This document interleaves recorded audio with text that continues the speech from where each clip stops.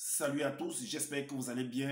Alors, si c'est la première fois que tu me découvres, je te demanderai de t'abonner, d'activer la cloche des notifications, de liker, de partager massivement la vidéo et de nous laisser également des commentaires. Alors, si c'est fait, je te dis merci pour ton geste. Alors, comme je le dis constamment dans mes partages, que Salomon dit qu'il n'y a rien de nouveau, ce qui a été, c'est ce qui est et c'est ce qui sera encore, et que le physique est le reflet du non visible. Le Créateur, par son verbe, parle tantôt d'une manière, tantôt d'une autre, l'on y prend point de garde. Alors, toi qui m'écoutes aujourd'hui, si tu ne prenais pas garde autrefois, dès à présent, commence à prendre garde par rapport à ce que tes yeux peuvent voir.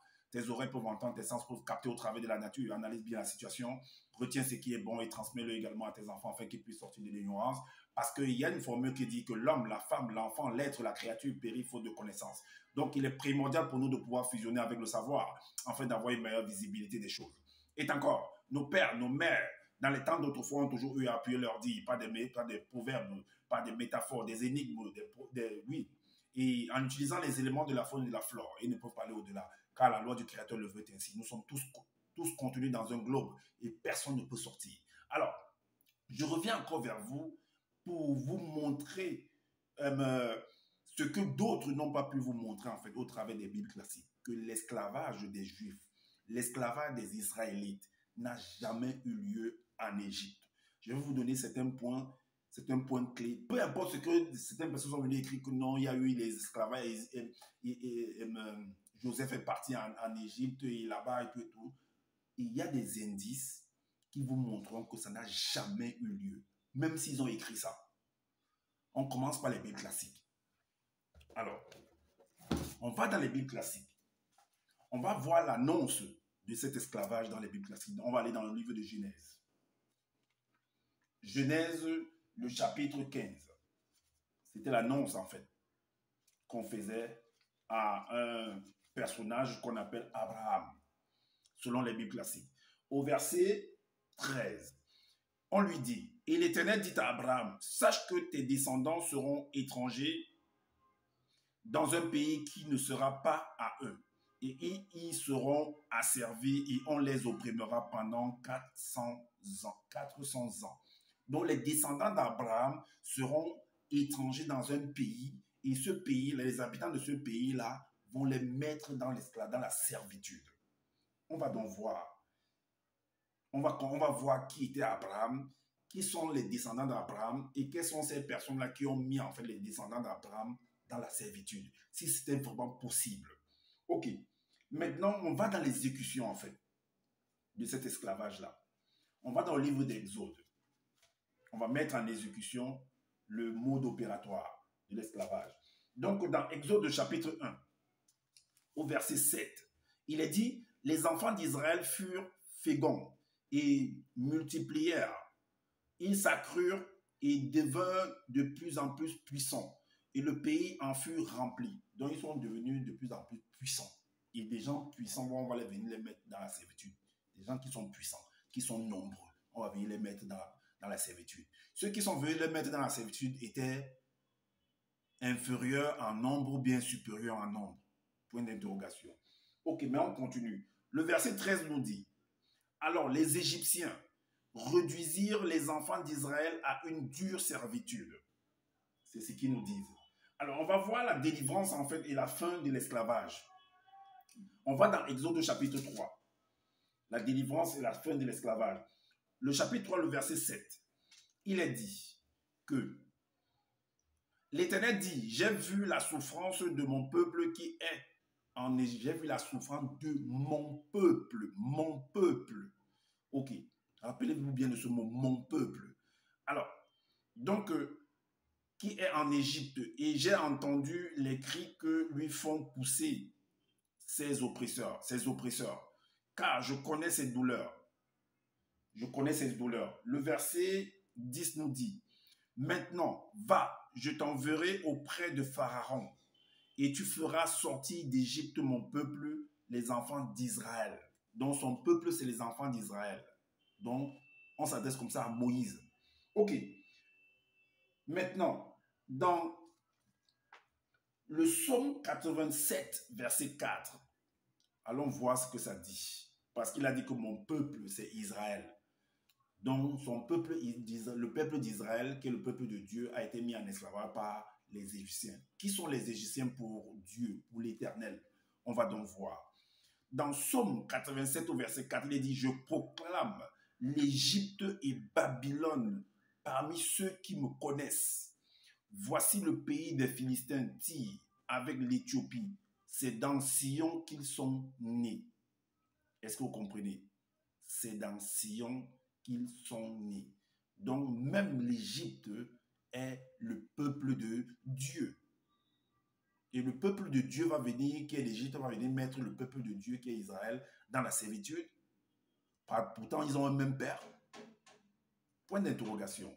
Alors, on va donc aller voir, puisqu'on dit que c'est Joseph qui est parti en Égypte et que ses descendants plus tard ont été mis dans la servitude. On va voir de qui Joseph, on va voir la généalogie, selon ce que les Bibles ont dit. On dit que Joseph était le fils de Jacob.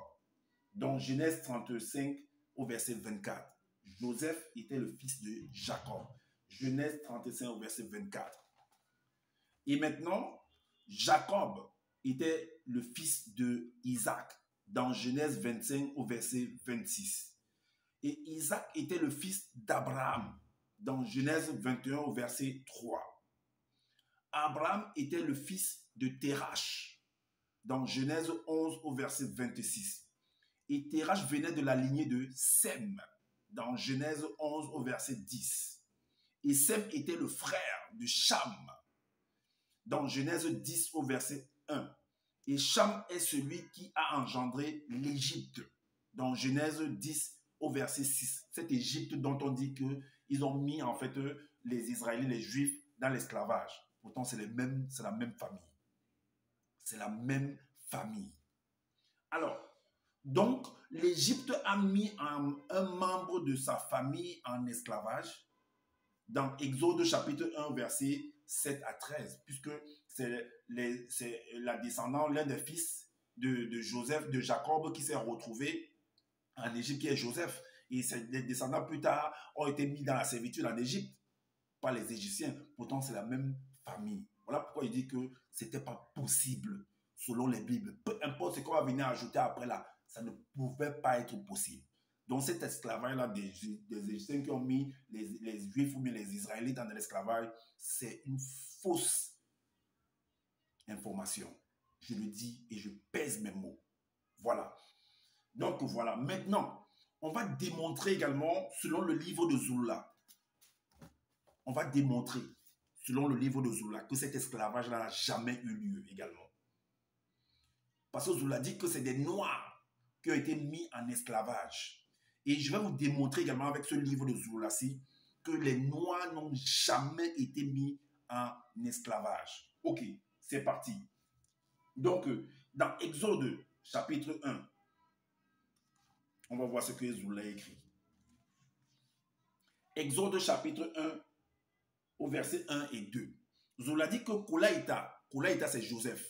Parce que quand je dis que c'est des choses qu'il a copiées dans les Bibles classiques, mais en copiant, il a arrangé à sa manière, mais on le coince, je l'attrape toujours.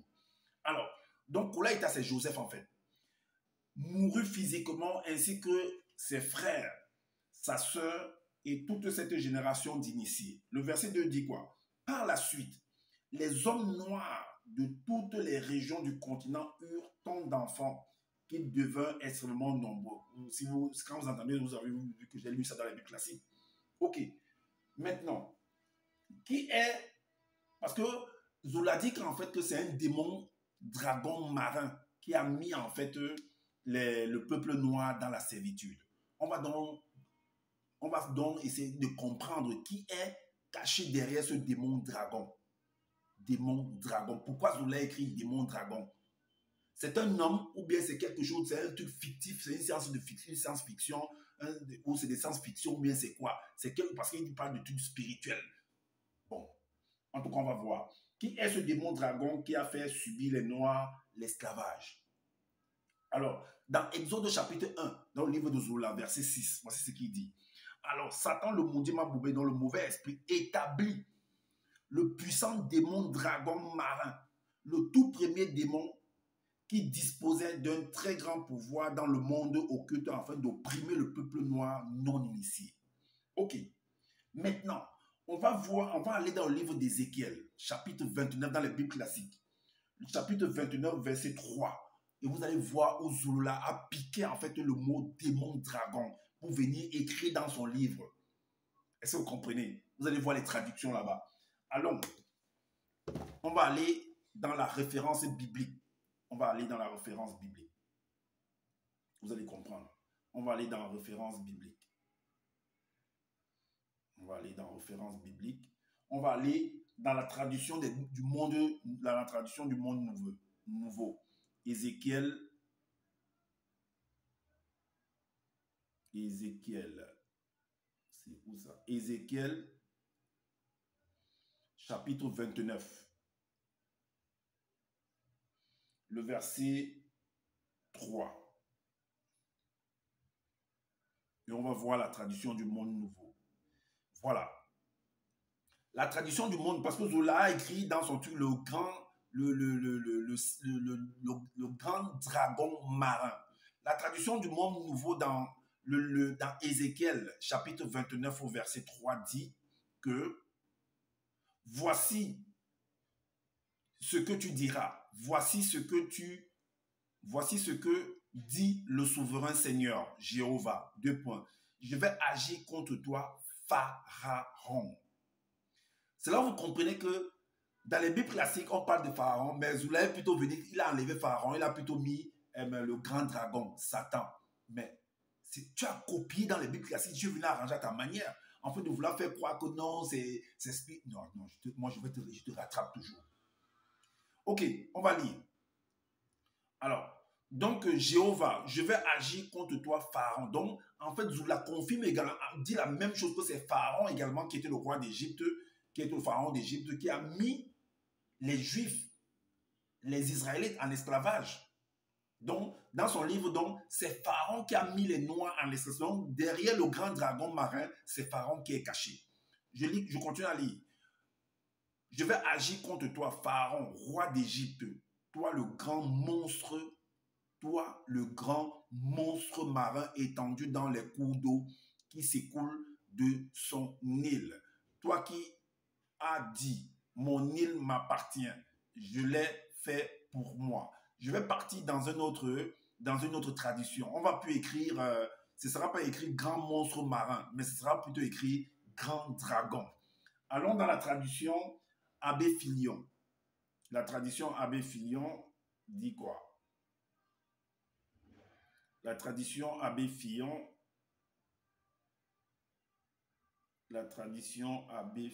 Ok. La tradition Abbé Fillon dit que parle et dit, ainsi parle le Seigneur Dieu.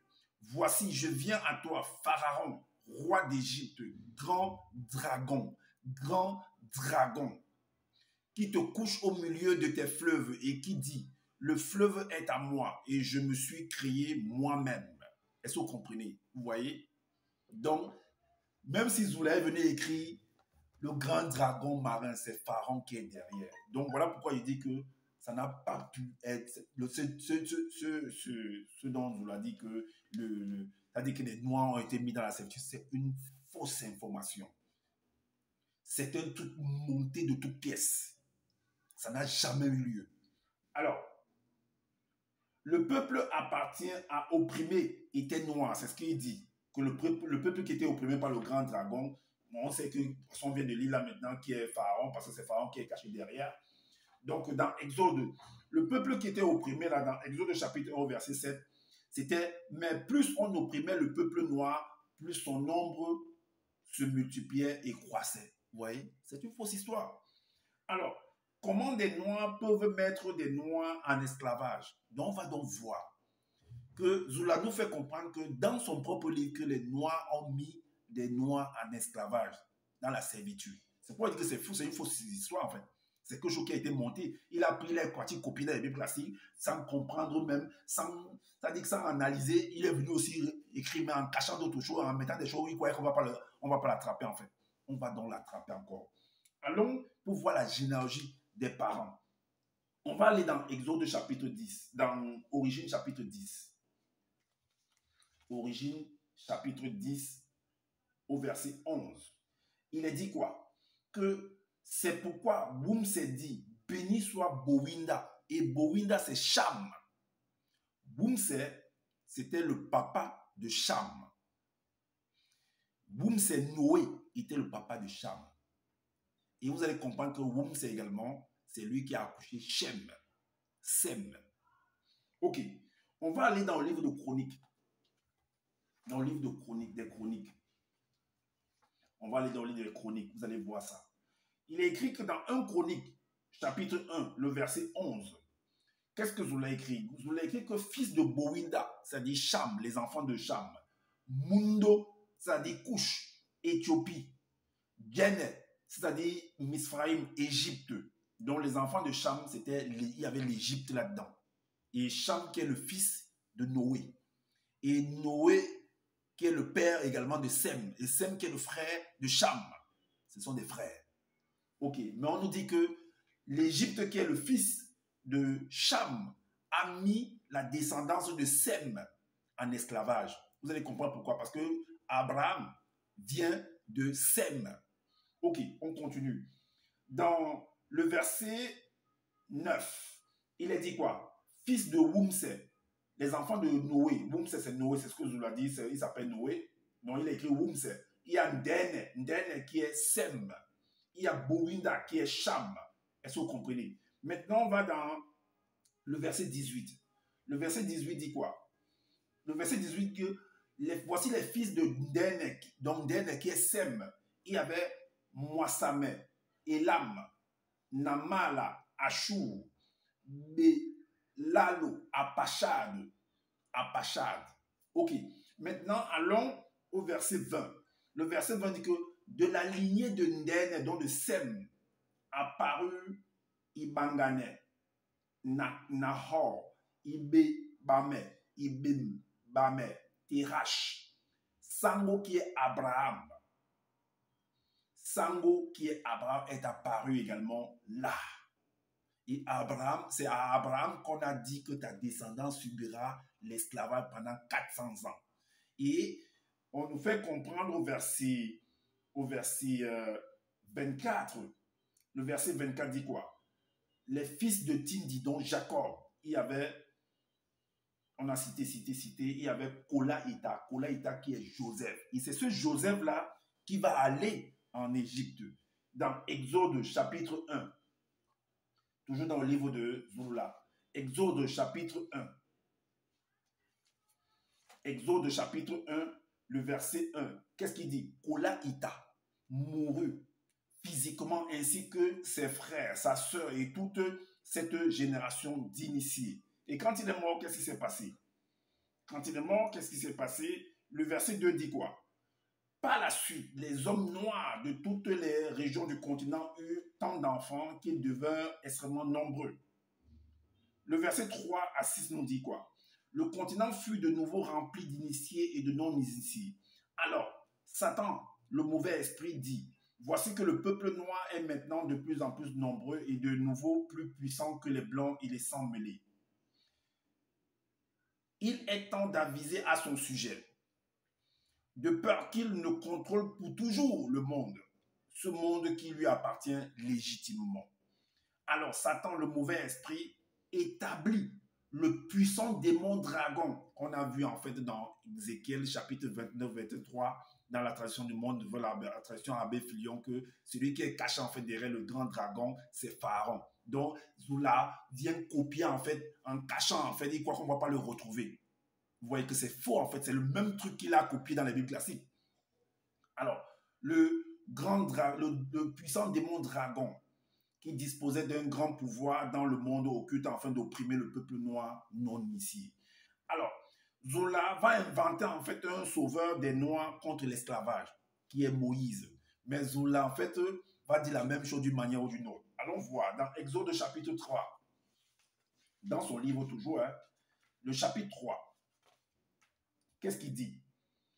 Le verset 11 à 13. Il dit quoi? Après être entré dans le monde des esprits, ces entités lui disent: nous sommes les messagers de Tété, créateur Loba, de tes ancêtres. C'est à lui qu'appartiennent les réalités du visible et du non visible. Alors, le verset 12 dit quoi? L'entité a vu l'humiliation du peuple non initié qui est sous l'emprise du monde occulte. Et elle a accueilli leurs plaintes contre ses oppresseurs. Tu as été établi afin de mener cette grande délivrance par ta main. L'entité t'envoie maintenant vers le démon dragon, donc vers Pharaon. Va et fais sortir des ténèbres le peuple. Ça n'a pas eu lieu en fait. On continue dans Exode chapitre 7, le verset 1 et 2. Il est dit quoi? Après quoi? Il se présenta devant le démon dragon marin qui semait le trouble parmi le peuple non initié et lui parla en ces mots. Bobé Ngungwangado, mon jugement a prononcé ta déchéance. Ton règne maléfique sur le peuple prend fin à l'instant. Ça n'a jamais eu lieu en fait. Ça n'a jamais eu lieu. Donc voilà en fait comment Zola fait. Il va copier dans les Bibles classiques, il vient la rendre, mais on l'attrape toujours. Moi je t'attrape. Comme je le dis, c'est là où vous découvrez, vous comprenez enfin que ce monsieur de Zola c'est un bandit. Faites attention à ce monsieur. Il va dire qu'en fait, les autres viennent regarder dans ces trucs pour écouter. Mais quand toi, tu écris tu fais des vidéos, tu mets par exemple dans tes titres, tu mets le nom par exemple de Makoso, tu mets le nom de Gédéon. Mais c'est parce que tu allais écouter Gédéon. C'est parce que tu allais voir ce que lui fait également. Que tu as analysé, que tu viens maintenant faire des vidéos contre lui pour que lui aussi il vienne voir chez toi ce que tu es en train de faire. Mais tu fais comme si en fait c'est les autres qui viennent voir chez toi et toi tu ne peux pas regarder chez les autres. Même chez moi, tu viens voir. Tu as interdit à tes toutous qui sont dans ton groupe de ne pas venir voir mes vidéos, mais ils viennent de temps en temps. Il faut voir les commentaires. Il faut voir comment ils commentent dans mes vidéos. Il faut voir. Parce que également, de la même manière que tu dis que tu as mis tes empreintes sur ceux qui viennent regarder, c'est la même manière que je dis que j'ai mis mon tampon, mon empreinte également dans leur conscience par rapport à ce qui sort de moi. J'ai mis mon empreinte également. Même toi, Zola, qui viens regarder mes vidéos, parce que je vois comment tu enseignes. Tu avais pris ma vidéo, tu as fait le show avec. J'ai mis également mon empreinte en toi. Oui. Si tu dis que tu as mis ton empreinte par rapport à ceux qui viennent regarder, moi aussi je te le dis. J'ai mis mon cachet, mon sceau dans ta conscience. Voilà. Comme je le dis souvent, toujours, je n'ai pas la science infuse. Si vous trouvez, vous qui écoutez mes vidéos, qui venez regarder, si vous trouvez qu'il y a des manquements par rapport à ce que je viens de dire, ben dites-le en commentaire, sinon on fait des vidéos pour pouvoir éclairer les uns les autres également. Et abonnez-vous, n'oubliez pas de vous abonner à ma chaîne. Activez la cloche des notifications pour être averti des prochaines vidéos. Likez, partagez massivement la vidéo. Et également, ben, prenez soin de votre famille, c'est important. Et prenez soin de votre santé parce que c'est important pour le combat futur. Et je vous dis à bientôt pour une prochaine vidéo. Ciao.